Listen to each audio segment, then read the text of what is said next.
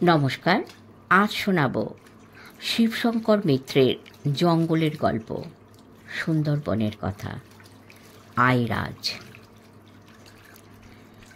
বেশ কিছুদিন আগের কথা, তখনও সুন্দরবনে ব্যাঘ্র প্রকল্প চালু হয়নি। মানে তখনও বাঘ মারার আইনত অধিকার ছিল, তবে অনুমতি নিতে হতো, এই যা। আর পুলিশ কর্তাদের বনকর অফিস থেকে সে অনুমতি পেতে তো কোনো বেগ পাবার কথা নয়, পেতেও হয়নি। জেলার পুলিশ সাহেব ও বাসন্তী থানার দারোগাবাবু দুখানা লঞ্চ নিয়ে দিব্যি চলেছেন সুন্দরবনের গভীরে। দুজনের দুখানা লঞ্চ হলেও পুলিশ সাহেবের লঞ্চেই ডেকের ফাঁকা জায়গায় সকালের মিষ্টি রোদে আড্ডা জমিয়েছেন দুজনে। দুখানা লঞ্চ প্রায় পাশাপাশি চলেছে, ভুট ভুট ভুট ভুট করে। শিকার?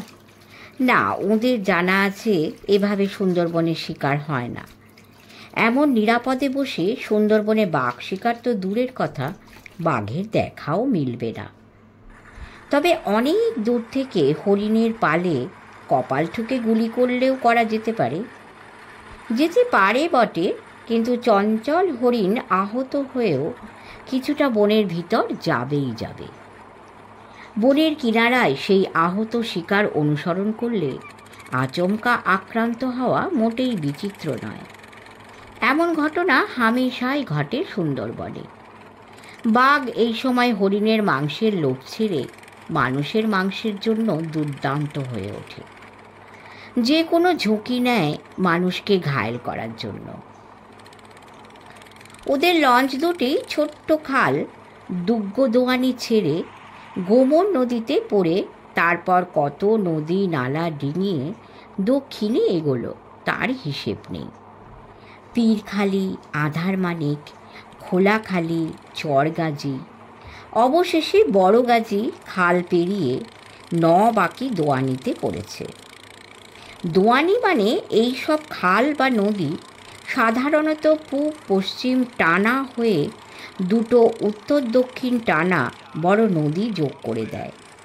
ফলে দোয়ানির দুমুখ দিয়েই একই সময়ে যেমন জোয়ারের খরচ স্রোত ও জল হু হু করে ঢোকে, তেমনি দুমুখ দিয়েই ভাটির স্রোত হড় হড় করে সমুদ্রগামী হয়ে বেরিয়ে যায়। এর ফলে নৌকো বা লঞ্চকে দোয়ানির দুমুখে দুরকম স্রোতের টানে পড়তে হয়। এতে অবশ্য যন্ত্রযানের ভাবনার বিশেষ কিছু ছিল না। অর্ধেক পথ স্রোতের টানে তাড়াতাড়ি যায়, কিন্তু বাকি অর্ধেক পথ স্রোত ঠেলে কষ্ট করে আস্তে আস্তে এগোতে হয়, এই যা। কিন্তু ডিঙি নৌকোকে বেশ অসুবিধায় পড়তে হয়। পুলিশের কর্তাদের লঞ্চের গতি নিয়ে বিব্রত হওয়ার বিশেষ কারণ ছিল না। ওরা যাবেন ব্যাঘ্রসংকুল চামটা বনের কাছাকাছি। ভাটি অঞ্চলে বিশাল গোসাবা নদী থেকে উঠে বাকি দোয়ানি এঁকে বেঁকে পূবে সমুদ্রগামী ঝিলা নদীতে পড়েছে। এই ঝিলা নদীর বেশ কিছুটা ভাটিতে বাঁ দিকে চামটা বন। এইসব এলাকায় প্লাবনের জল বনের অভ্যন্তর পর্যন্ত ছড়িয়ে পড়ে। কাজেই আশেপাশের বনাঞ্চলে জীবজন্তুর ব্যবহারও ভিন্ন প্রকৃতির। লঞ্চ দুখানি এখন বাকি দোয়ানির মধ্যভাগে। কর্তারা ডেকের উপর বসে সুন্দরবনের মনোরম দৃশ্য উপভোগ করতে করতে চলেছেন আর নানা রকম গল্প গুজব করছেন। ওরা সুন্দরবনের অভিজ্ঞ লোক হিসেবে সঙ্গে একজন বাউলে এনেছেন। বাউলে আবার তার এক অনুগত লোককে নিয়ে এসেছে সঙ্গে করে, তার নাম চিত্তমেধা। এরাও মাঝে মাঝে কর্তাদের সঙ্গে টিপ্পনি কেটে চলছে। হঠাৎ চিত্তমেধা চিৎকার করে বলে ওঠে, ওই ওই যে কুমির ভেসেছে, ওই বলে আঙুল দিয়ে দেখাবার চেষ্টা করে। মেঘধার চিৎকারের ধাক্কায় সবাই দ্রুত যে যার বন্দুক হাতড়াবার চেষ্টা করে। বাউলে এক নজর দেখেই বলে, না কর্তা, এটা বোধহয় কুমির নয়। দুজন কর্তাই প্রায় একসঙ্গে জোরে বলে ওঠেন, কুমির নয় তো কি হতে পারে? বাউলে শান্তভাবেই উত্তর দেয়, না বাবু, কুমির কি কখনো নদী পারাপার করার চেষ্টা করে? ও যে সোজা পার হতে চলেছে। কুমির কি অতখানি লম্বা হয়ে ভাসে? কুমির লেজ কখনো ভাসায় না, পিঠে শিরদাঁড়া, চোখ আর উঁচু নাকটাই ভাসিয়ে রাখে। লেজ ওরা জলের তলায় রাখে। সাঁতরে এগোবার সময় হালের কাজ করে ওদের লেজ। অত লম্বা পানা হয়ে কুমির ভাসে না। কুমির নয় বাবু, অন্য কিছু। আরও উৎকণ্ঠিত হয়ে দারোগাবাবু বলেন, তবে ওটা কি? জলে আর কোন অমন লম্বা জন্তু আছে? কর্তা, সাবধান, আমরা বেকায়দায় পড়তে পারি। ওটা আর কিছু নয়, সুন্দরবনের সাংঘাতিক বিষধর সাপ। নিশ্চয়ই কোনো আয়রাজ, নিশ্চয়ই।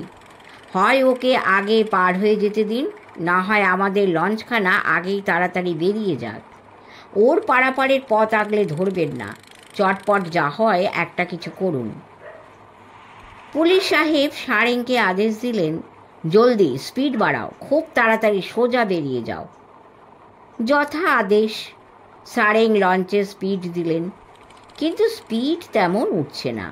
নবাকির মাঝামাঝি অঞ্চল যে, কোনো স্রোতের বিশেষ টান নেই। এদিকে আয়রাজ এসে পড়েছে। বেগতিক দেখে বড় কর্তা চিৎকার করে ওঠেন, লঞ্চ ঘুরিয়ে দাও, ঘোরাও। এ কথা আবার একজন সারেংকে তো বললে হবে না। দুটি লঞ্চই প্রায় পাশাপাশি চলেছে।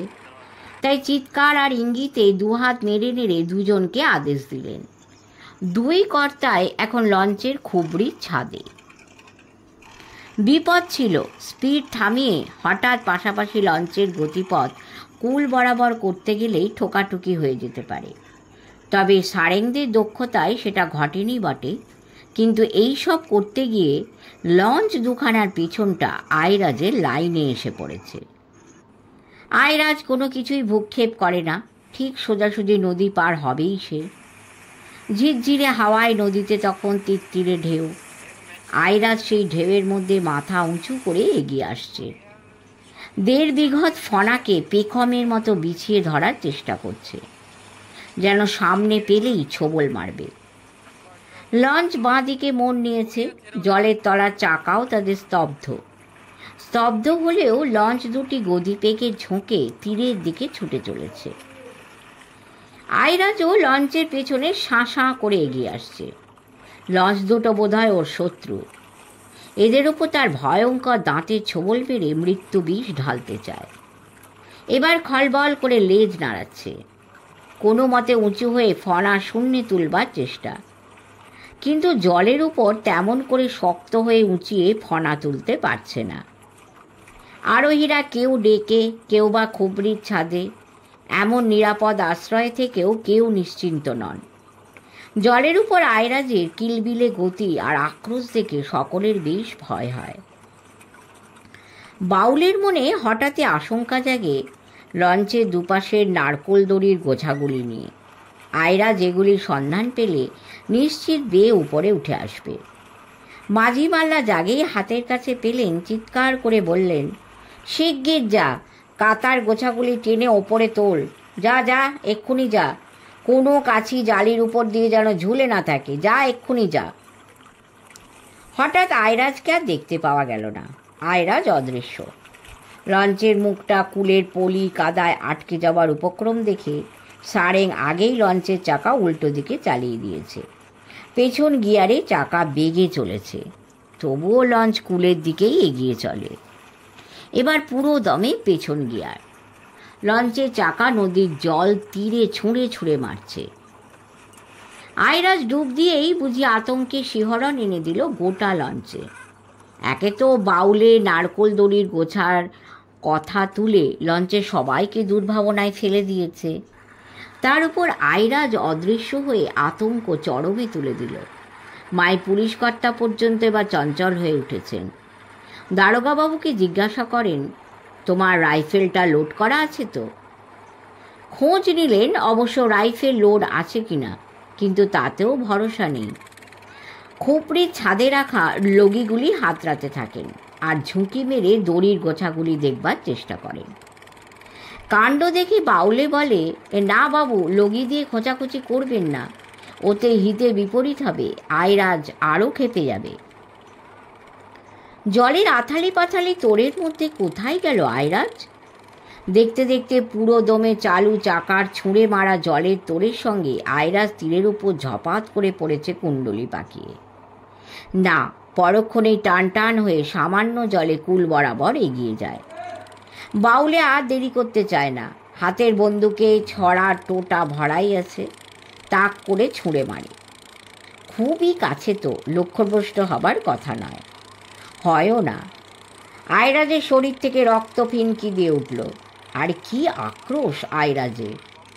শত্রুকে সামনে না পেয়ে চরের উপরই বিস্ফারিত ফনা তুলে ছোবল মারতে থাকে। মাজা ভাঙা ক্লান্ত আয়রাজকে কুল ঘেঁষে সামান্য জলে খলবল করে কোনো মতে আবার চলতে দেখে বাউলে মেঘধাকে ধমক দিয়ে বলল, লগি দিয়ে চরে ঝাঁপিয়ে পড় যা। বলেই এক হাতে বন্দুক নিয়ে অন্য হাতে চরের ওপর লগির ঠেকো দিয়ে লাফিয়ে পড়ে বাউলে। বাঘ শিকারের মতো নিঃশব্দে এগোবার দরকার নেই, চরে পড়েই চিৎকার করে ওঠে, চিত্ত, বন্দুক নিয়ে নদী বরাবর বনের কিনারা দিয়ে চল, আমার দিকে তাকাবি না, শুধু দেখবি বনের দিকে। বড় মিয়া আবার আমাকে তাক না করে, এমন সুযোগের সন্ধানে বড় মিয়া থাকেই, বুঝলি তো চিত্ত? বলেই বাউলে চরের হাঁটু কাদায় থপ থপ করে দ্রুত এগিয়ে যেতে থাকে। হাতের লগিখানা উদ্যতভাবে ধরাই আছে। বেশ কিছুটা এগিয়েও গেছে, এমন সময় হঠাৎ থমকে পড়ে সে। সামনেই আয়রাজ। কেন জানি এতক্ষণ পলির প্রলেপ দেওয়া চরে আয়রাজ উঠবার চেষ্টা করেনি। এবার আয়রাজ চরে উঠবে নিশ্চয়ই। মাথা নিচু করেই বনের চত্বরের দিকে চড়বে, আস্তে আস্তে উঠতে থাকে। বাউলে মুখে আর কথা বলে না, শুধু আঙুলে তুড়ি মেরে মেঘদাকে ইশারা করে, আর এগোবি না, দাঁড়া ওখানে। আয়রাজ বনে উঠতে গিয়েও যেন থমকে যায়। বনের মুখে এখানে কুল বরাবর একটা দীর্ঘ হেঁতাল গাছের ঝাড়। জোয়ারে জল এসে এসে এই লম্বা ঝাড়ের তলদেশের মাটি ধুয়ে নিয়ে গেছে। ঝাড় ঝুঁকে পড়েছে চরের দিকে। বেশ দেখা যায় হেঁতাল গাছের অজস্র ঘন বিন্যস্ত শিকড় জলে ধুয়ে যাওয়া ফাঁকা জায়গায় ঝুলে আছে। হঠাৎ আয়রাজ সেই ঝুলন্ত শিকড়ের মধ্যে মাথাটা ঢুকিয়ে দিল। আহত আয়রাজ হয়তো ছুটে আশ্রয় খুঁজছে। সঙ্গে সঙ্গে বাউলে ছুটে গিয়ে তার ফলক কাটা লগির গোড়াটা দিয়ে রক্তঝরা মাজাটা সজোরে কাদার মধ্যে চেপে ধরল। অন্য সব কথা ভুলে বাউলের এখন লক্ষ্য আয়রাজের দীর্ঘ লেজ। এই লেজের আওতায় একবার পড়লে বাউলেকে জড়িয়ে চেপে হাড় গোড় গুঁড়ো করে দেবে। শত্রুর সঙ্গে লড়বার এ এক মহা অস্ত্র। না, বাউলে প্রথমে দেখেই বুঝে নিয়েছে সে ভয়ের বোধহয় কারণ নেই। গুলির আঘাতে মাজা ভাঙা লেজের আর তার তত ক্ষমতা নেই। কিন্তু হলে কি হবে, তবুও লেজ দিয়ে সে শত্রুকে খুঁজছে এদিক ওদিক। লেজের পাশ থেকে নিজের দেহকে একটু সরিয়ে নিয়ে বাউলে চিৎকার করে উঠল, মেঘধা, শিগগির আয়, ছুটে আয়। আর্তনাদ শুনেই মেঘধা হেঁতাল ঝাড়টার ভেঙে লাফিয়ে পড়ল চরে। হাতের বন্দুক কাদায় পড়তে দেয়নি। বাউলে বলে ওঠে, গুলি কর, তুরান চোট কর, ছাড়রা, ওই শিকড় ঝাঁকের মধ্যে। নিরিখ করতে হবে না, শিগগির গুলি কর, আন্দাজেই কর। হাতের লগিতে চাপ রাখতে গিয়ে দাঁতে দাঁত চেপে আদেশ দেয় সে। মেঘদা আদেশের সঙ্গে সঙ্গে একটা চোট করে, আরেকটার জন্য তৈরি। চোট করতেই বাউলে বুঝে নিয়েছে লক্ষ্যভ্রষ্ট হয়নি। এতক্ষণ লগির চাপের নিচে মৃত্যু যন্ত্রণায় ক্ষীণভাবে নাড়াচাড়া করছিল, এখন শান্ত, নেতিয়ে পড়েছে। লেজের ডগাটা একটু আধটু নাড়াচাড়া করতে থাকে। লগির চাপটা একবার শিথিল করে বাউলে বুঝে নেয় সত্যি সত্যি নিস্তেজ হয়েছে কিনা। নিশ্চিন্ত হয়ে মেঘদাকে বলে, আস্তে আস্তেই বলে, যা এবার লঞ্চ থেকে দড়ি নিয়ে আয়। বড়শি গিঁট মাজায় বেঁধে চর দিয়ে টেনে নিয়ে যেতে হবে। বাউলের সাবধানের শেষ নেই। এক ভয়ঙ্কর বিষধর আয়রাজ নিয়ে কারবার করছে। মেঘদাকে দড়ি ধরে টেনেই হেঁতাল গাছের তলা থেকে বের করে আনতে আদেশ দিল। তার নিচে বন্দুক নিয়ে তাক করে রইল ওর ফনার দিকে। শেষ পর্যন্ত আয়রাজকে সবাই মিলে টেনে লঞ্চের ডেকে তুলল। কর্তাবাবু তো ইঞ্চি মেপে আর ওজন করে দেখলেন 15.5 ফিট লম্বা আর ওজনে প্রায় 1 মণ। বাউলে বলল, বাবু জানেন, আয়রাজ সুন্দরবনের 9 রকমের আছে। এর নাম হলো ধনীরাজ। দেখছেন তো কালচে রং। আর সাপেদের মধ্যে আয়রাজেরই দাঁত খুব বড়, যেখানে ছোবল মারে ছিন্ন ভিন্ন হয়ে যায়। আয়রাজের মধ্যে দুধরাজ আর ভীমরাজও আছে। দুধরাজ দেখতে সাদা ধবধবে। কত বড় ফনা দেখেছেন? মাথায় এই দেখেন বড় চক্র চিহ্ন। দেখতে কি সুন্দর বলুন তো, আর কি শক্তিধর, বাপরে। বর্ণনার ঝোঁকে পুলিশ সাহেবের দিকে তাকিয়ে বলে, আচ্ছা কর্তা সাহেব, শুনছি আপনারা কিছুদিনের মধ্যেই সুন্দরবনে ব্যাঘ্র প্রকল্প চালু করবেন, কিন্তু আপনারা কি সুন্দরবনে আইরাজ প্রকল্প করতে পারেন না? এদের ফনা দেখলে ভিড়মি খেতে হয় বটে, কিন্তু দেখতে কি সুন্দর। বাঘের মতো এরাও তো বনের রক্ষক, তাই না? পুলিশ কর্তা মৃদু হেসে বললেন, তা তো হলো, কিন্তু তুমি তো নিজেই আইরাজকে মারলে, তা আবার প্রকল্প করে ওদের বাঁচাতে বলছো? বাউলে এবার মাথা নিচু করে বলল, বাবু, সাপটাকে আপনারা আগেই লঞ্চের চাকায় আধমরা করে ফেলেছেন। আমরা সাপকে কখনো আঘাত করি না, ওরাও আমাদের আমল না দিয়ে চলে যায়। সুন্দরবনের সমাজে চালু নিয়ম, আঘাত করে কোনো সাপকে কোনো দিন ছেড়ে দিতে নেই, তাকে শেষ করে তবে বাঁচোয়া, নইলে এরা শোধ নেয়। আহত সাপ একদিন না একদিন শোধ নেবেই নেবে। শত্রুকে এরা চিনে রাখে। তারপর আয়রাজের গায়ে হাত ঠেকিয়ে আর নিজের কপালে হাত তুলে নমস্কার করে বাউলো। দৃঢ় প্রত্যয়ের সঙ্গে বলল, তা বাপু, আমরা সুন্দরবনের মানুষেরা সাপের আইন বড্ড মেনে চলি। আমাদের যে এনাদের সঙ্গেই বাস করতে হয় কি না। শেষ হলো একটি ছোট গল্প, আয়রাজ। যদি ভালো লাগে অবশ্যই সাবস্ক্রাইব করবেন, লাইক শেয়ার কমেন্ট করে আমাদের পাশে থাকবেন। অনেক ভালো থাকবেন। নমস্কার।